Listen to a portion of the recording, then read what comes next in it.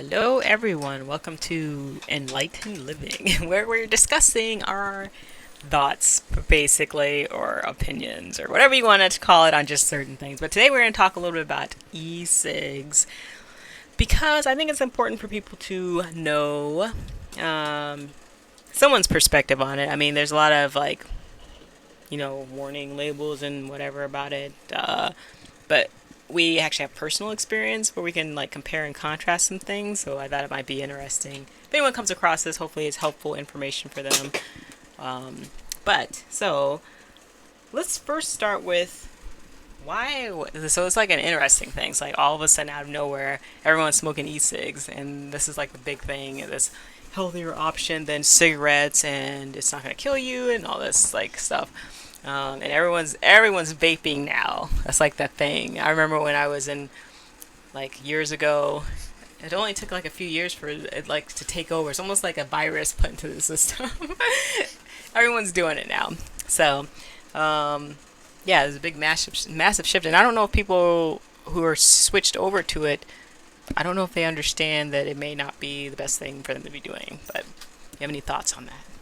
Yeah, it's I definitely noticed the transition also. It went from people smoking cigarettes, and the thing is because of cigarette location and smoking locations were just outside of buildings and whatnot, you were able to see who was smoking and whatnot. It was there wasn't many people. There was definitely a lot of people, but it's not as many as the people that are vaping now. Vaping is everywhere. You could be driving down the road and you just see this massive cloud of smoke coming out of someone's car, and then you look over and there's another cloud from another car, and all over. Then it's almost like it's fun for people too, because I've read a lot of people say they like puffing a bunch of clouds and watching it slowly just settle in the room, and that's one of the things that people need to really think about is why is it doing that?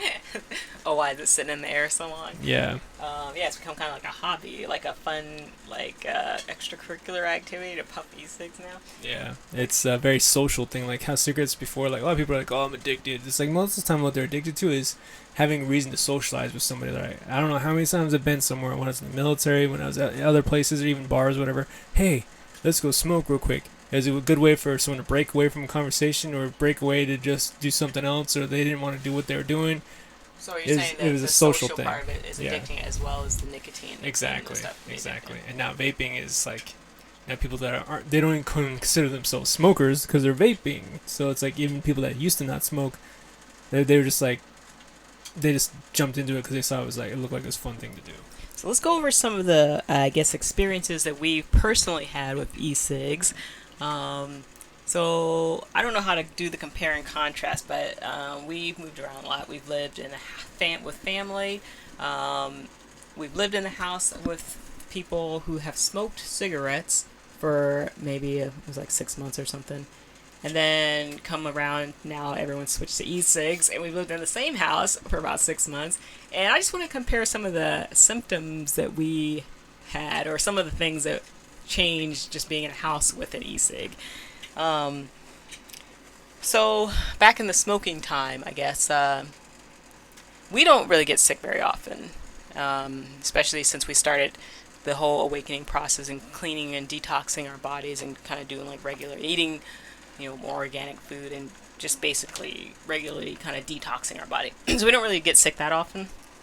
But so this was a few years ago. We lived in this house. I don't really recall if I got sick in that house while we were there. And we lived upstairs on the same level where people were. Well, they mostly smoked outside too. So that's probably a big important thing to make sure we put in here. But even being around the person when they smoked while they were smoking, it's just kind of the normal cigarette smoke. Okay, get it out of my face. All right, so whatever. And so, do you have anything to add to that? Yeah, because it's a lot of my friends and my father, they smoked, and I'd even go outside and talk with them while they're smoking. But there's definitely a big difference when someone's vaping and I'm talking to them outside than there is. So this first time around, Oh. did you notice anything specific about cigarette smokes?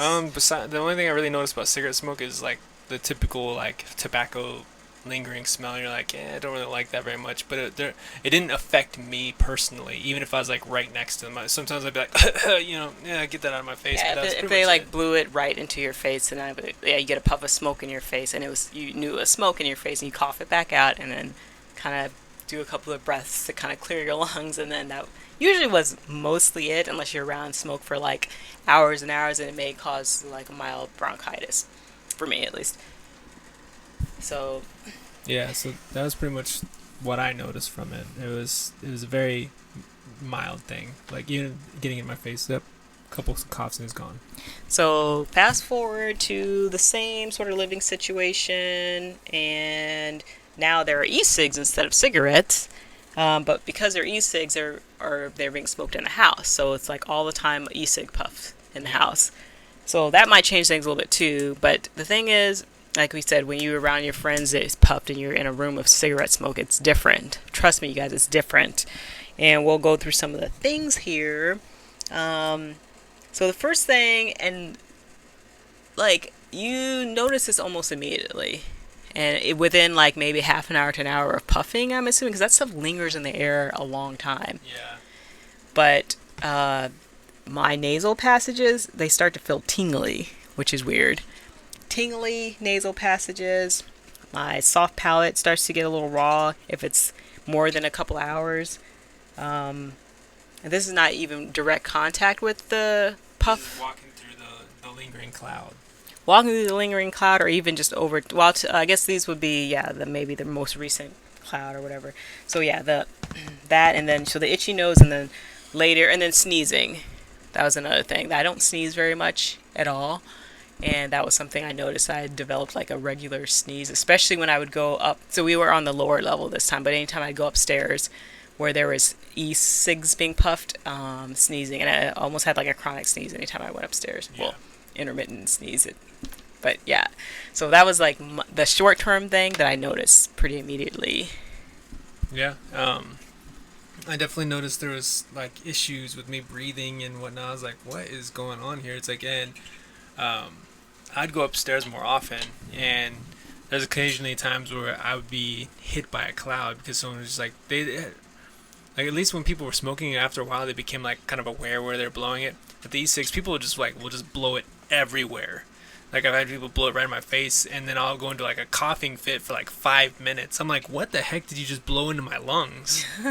I'm like that is even. I don't even have to be directly in front of them. And there's been times where someone like blew their smoke or like vape or whatever over the stairs as I'm walking outside, and I'll start just coughing and coughing and coughing. I'm coughing. I'm like, oh my gosh, what is it? And it doesn't. And I feel like I can't get it out of my lungs for a while. Like at least with the cigarette stuff, it was like I was able to. Your body was able to clear it pretty quickly, but this stuff would just. I wasn't even smoking it. I just walked through a cloud, and I started going into coughing fits. Fit. Yeah. Anything else there? And then so I noticed after being there a few months, not even a few months, it was like maybe a few weeks, getting close to a month. Like I do not get sick. Let me just reiterate that I don't get sick like this. But I developed some kind of weird lung issue. I had a chronic, and this was during the summertime, like a chronic cough, and then I would be coughing up a lot of gunk fluid from my lungs, and then the same thing with the itchy nose and anytime I went like the upstairs area. So pretty much we just kind of stayed out of the upper division of the house because that's how bad it was getting. And toward the end, like I was saying, I developed a more of a chronic cough, and I would cough up fluid a lot. And I would say when we probably were there for like 2 or 3 months maybe, but when we moved out and I went through this like doing a whole detoxing thing. I have like a neti pot where you flush your nose, your sinuses, and oh my gosh, I get so much gunk out. It was probably at least 2 or 3 weeks of flushing like thick yellow mucus from my nasal passages and coughing up a lot of thick yellow mucus from my lungs for probably a few weeks or more until it finally was all gone. I did a lot of other stuff. I do mostly herbal and detoxing and whatnot. So I didn't take any antibiotics or go to the doctor or anything like that because I already knew kind of what I needed to do with my body. But basically, after leaving that situation, it took probably a couple of weeks. The lung issue I think cleared up quicker, but it was kind of flushing the nasal passages for a couple more weeks, and that finally completely went away. But that was like very strange because I've never had an illness like that before in my entire life, ever. So there was that. And the thing is, like, well, a lot of people they're like, well, nicotine is bad, or like tobacco is bad, or whatever. And like, they don't like the carcinogen effect or whatever when you're igniting tobacco in the paper and whatnot and inhaling it into your lungs. But what they're not realizing is now, before with the smoke, carcinogens, and everything like that, your body can block that stuff off easier because those particles are larger, and like you have the different hairs and you have alveolar sacs and what's not inside of your lungs that can actually like stop larger particles from getting in. Oh, the cilia, the lung And the cilia, yeah. And with these vapes, it's like these are chemical compounds, and it's like at the molecular level, these things are very small, so they can get deep inside of your lung tissue. And it's like, and not only that, they can probably pass through like your oral membrane through your bloodstream. I'm sure it's like all these different mucosal areas that you have in your whole body. Like you're able to breathe all this stuff in directly into your bloodstream and into your body. It's like before there's like you had all these things that were able to filter it out. Like now or people like are just more of a bringing barrier, bringing it straight in. Yeah. So that's it's just interesting because like we were saying, like there's a big hype about the whole e-cig thing, and our experience with it, I wouldn't touch it with a 10-foot pole, as they say. Yeah. You know what I mean? Especially after my dad had it and he had some new flavors come in, and I was like, oh, here, this is new flavor stuff, and I looked at like the warning labels, and I was like, whoa, a couple drops can kill a kid if they just like get this liquid in their mouth. I'm like, it can kill a kid. I'm like, this is absolutely insane. That's what it said on the warning label. label? On the warning label. It said itself. Even like when you go to other sites and stuff like that, it says nicotine in one cartridge, if ingested by a small child, could cause serious harm. In this case, may seek medical attention immediately without delay. And it's like they have tons of things where it says guidance and advice. Nicotine is highly toxic. Nicotine is very addictive, dangerous with serious damage to health. Very toxic if inhaled. Very toxic if they contact with your skin. Very toxic if swallowed. Cause irritation in your eyes, skin. Do not use it if you're with all these different crazy things. So it sounds like though that the big thing that they're trying to show is that it's the nicotine that's really concentrated in a concentrated form that comes in these e-cig pouches or whatever is what the toxic component of it is. But that's just a piece of it. Like when to get these flavors, you really think that they can have these different extracts, especially when like most extracts are used with alcohol to get like a true extract.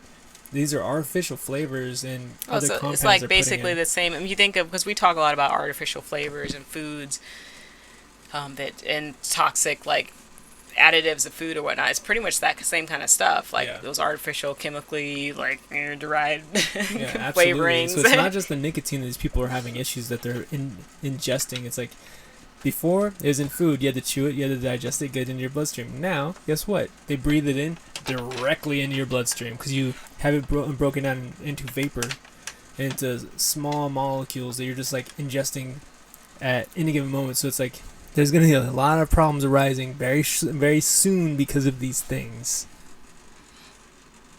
Yeah. Yeah, it's just I want people to understand like what they're actually doing. It's like I thought vape was kind of an interesting concept, and I was like, yeah, that's cool. So people want to stop smoking. But after seeing and reading about it, and like seeing how I felt like being around it, and like all the symptoms we'd start to get really quickly, I was like, no. If you're vaping, please stay away from me. Like cigarettes, it's like okay, it's like try not to get that on me. Vape, it's like do not touch me with that stuff. It's like I don't want your weird, crazy, hazardous chemicals touching me. Yeah. Well, yeah, that's very interesting, and definitely, of course, I don't know, did you anything you want to add more to this whole discussion there, Scorpio? No. So, yeah, I think obviously, everyone do your research. Obviously, you would think people would do research before purchasing these products, but a lot of people just kind of take for face value that, oh, it's an e-cig, it's a vapor, it's safer than smoking cigarettes, so they tell us, so we're just going to get it. And that's Yeah, the same old story. they just kind of just go with whatever people say is good, and they're like, yep, it must be good because someone else is doing it, and someone else told them that that's good. Yeah, but yeah, research it more. Do what you feel you want to do, I guess, for your own body and whatnot. But that's our experience with it, and figured we should share it because it's sort of experience. People like to discount personal experience because they like to, well, it wasn't a scientific, whatever setup, so you don't know all the variables and yada yada yada. But personal experience, um, people, you shouldn't. Yeah, don't dismiss personal experience because it's your own experience. Like scientific evidence, if you ever been around a scientist, they will omit information that looks damning to them. Oh yeah, definitely. If you've ever taken a statistics class or a couple, you can very quickly see that most scientific studies, it's pretty much whoever's backing that study has a lot of money. They're gonna publish and make it look like whatever they want it to look like, the outcome of that study. So I would take personal experience for anything over any study published at this point in time. I think that's interesting also about that is like most people that say, well, it's not a scientific study, don't know anything about these sciences in the first place. It's like, I understand it's like you want something to kind of like back you up or like someone told you a scientific study. It's like, but if you actually broke down the study and looked at it, you'd realize a lot of the scientific studies you guys are using for like defense are actually not really supporting what they're saying at all. Oh, absolutely, yeah. So it's like if you It's whoever has the most really, money. really look into the sciences, Or whoever's backing you'll see that that study, it's yeah. all just BS. Yep. All right, that about wraps up. You anything like that? I think that'll do it for today. All right, everyone.